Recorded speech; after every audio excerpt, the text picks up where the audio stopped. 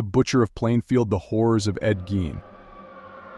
It was late December 1959, in the small, remote town of Plainfield, Wisconsin, a town surrounded by dense forests, where the winters were cold and isolating.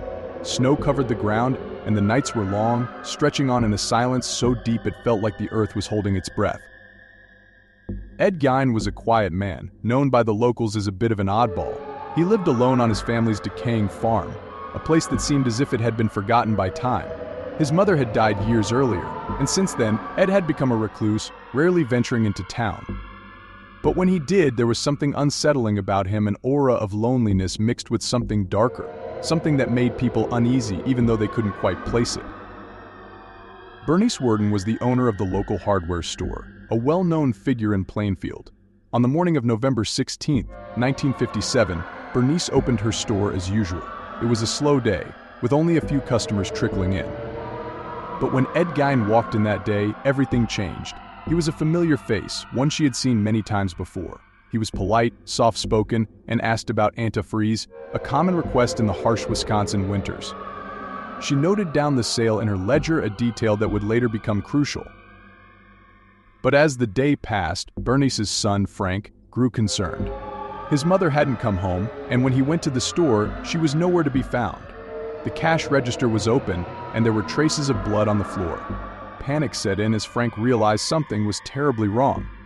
He called the police, and a search for Bernice began. As night fell, the search party grew larger, but there was still no sign of Bernice. The town was on edge, and suspicions began to rise. Frank remembered the last customer in the store, the strange man who had asked about antifreeze, Ed Gein. The next morning, the police arrived at Gein's farm, their breath fogging in the frigid air as they approached the dilapidated house. The farm was eerily quiet, the kind of silence that made your skin crawl. They knocked on the door, but there was no answer.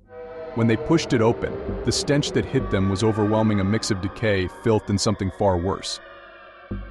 What they found inside the house would haunt them for the rest of their lives. The farmhouse was a nightmare come to life.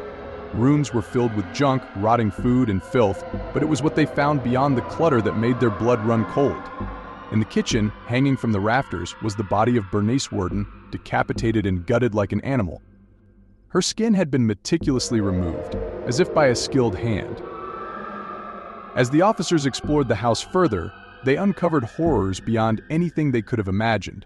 They found chairs upholstered in human skin, a lampshade made from a human face, and bowls crafted from skulls. They found a belt made of nipples, a box of preserved vulvas, and even a suit made entirely from human skin, a suit that Gein had been crafting to wear, to become his mother. Gein confessed to killing two women, Bernice Worden and Mary Hogan, a tavern owner who had gone missing 3 years earlier, but the true extent of his crimes went beyond murder. He had been exhuming bodies from local graveyards for years, carefully selecting his victims based on their resemblance to his beloved, overbearing mother. He would take their bodies back to his farm and use their skin and bones to create his macabre trophies. When asked why he did it, Gein simply said that he wanted to create a woman's suit so he could become his mother, who he believed was still controlling his life from beyond the grave. Ed Gein was declared insane and was committed to a mental institution for the rest of his life. He died in 1984, but the legacy of his crimes lived on. His horrific deeds would go on to inspire some of the most iconic horror characters in popular culture, including Norman Bates from Psycho, Leatherface from the Texas Chainsaw Massacre, and Buffalo Bill from The Silence of the Lambs. Plainfield never recovered from the shock. The town was forever stained by the unimaginable horrors that had taken place on that lonely, desolate farm. The farmhouse was eventually burned down, either by vengeful locals or as an act of mercy to erase the memories of what had happened there. But for those who had seen it, who had walked through those blood-soaked rooms, the nightmare would never end.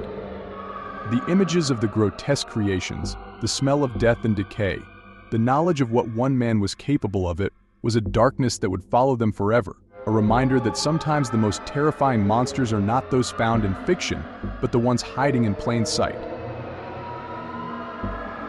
Enjoyed the content? Make sure to hit that like button and subscribe to the channel. Your support helps us bring more awesome videos your way. Don't forget to click the bell icon to stay updated with all our latest uploads. Thanks for watching.